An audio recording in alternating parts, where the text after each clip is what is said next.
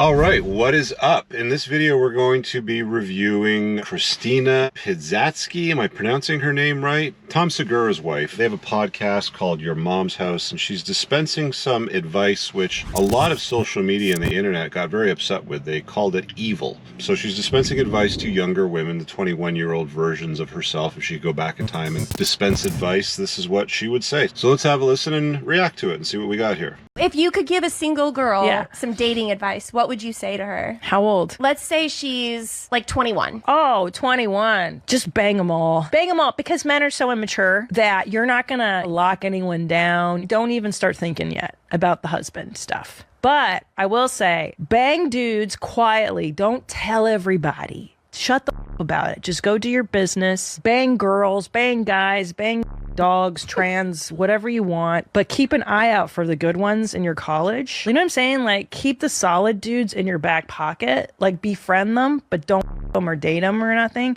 until you're kind of like older and you're ready to like settle down with a boy. Yeah. And then call that guy up, like that one you had your eyes on. What's up, dude? So this isn't that uncommon. There's a clip somewhere of Sheryl Sandberg. I didn't cue it up, but she said something very, very similar. She was, of course, one of the C-suite executives at Facebook. When she was asked to dispense advice as far as mate selection and finding a husband, it was the same thing. It's run around, bang, have fun, don't tell anybody about it, be as promiscuous as you want, don't let anybody judge you, just keep it on the down low. And somewhere, somehow, as you run around with all these guys getting your guts rearranged, try to identify the good ones, quote unquote, and those are the guys that you want to marry. So essentially what we've been saying for years here is women have a dualistic mating strategy. She just admitted it. Basically alpha seed, beta need. And the alpha part is her running around with a hot dude, sleeping with them. They usually don't commit to her, or they don't want to commit to her on a long-term basis or an exclusive basis. They might give them some commitment, but not sexual exclusivity or some version of that. And they know this because they're quote-unquote high-value alphas, right? And she basically says, rack up your notches, have fun, experience life. Sometimes beyond that, you'll get advice like just travel the world, sleep whoever you want, but keep an eye out for the good guys, you know, keep them around. And man, I've seen this play out time after time after time. I've seen this with women that I've dated before. I've seen this with celebrities talking about it on podcasts.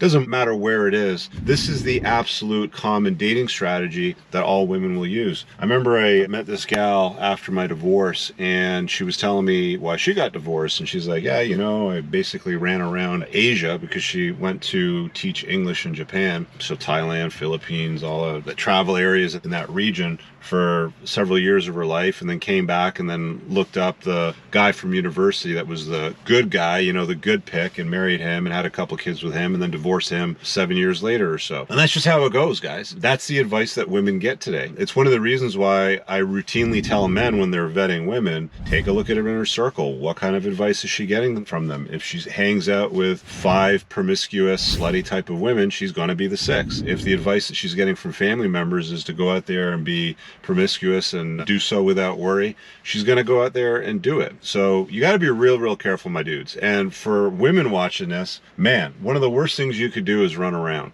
They've done tons of medical research on this, and one of the things that pisses off women are like, well, men do it too, and it affects men as well. Not to the same extent. And again, they've studied this. You can go look up the Teachman study when they overlay it with the Heritage study. They're all saying the exact same thing. Women with a promiscuous past make terrible mates. They make horrible long-term committed partners, whether you're saying long-term relationship or marriage, because they don't stick and they're generally unhappy and they make things difficult. I love Tom Segura. I think his comedy is great. He's a little bit liberal for my taste, but his stand-up comedy for the most part, and his delivery is like, it's perfect. I would be embarrassed if my wife was on a show like this, dispensing the advice, run around and be a hoe. Because the first thing I would think in my head is, wait, she married me. What did she do before I married her?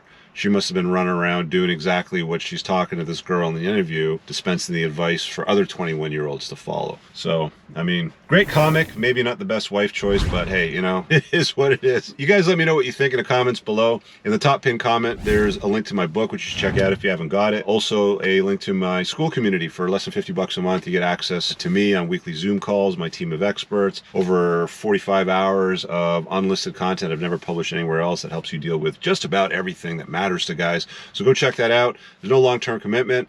See you guys in the next video. Peace out. I don't ever slow up, no I don't take shit. I got no love for the fakeness. If you wanna play tough and wanna hate this, I'll always show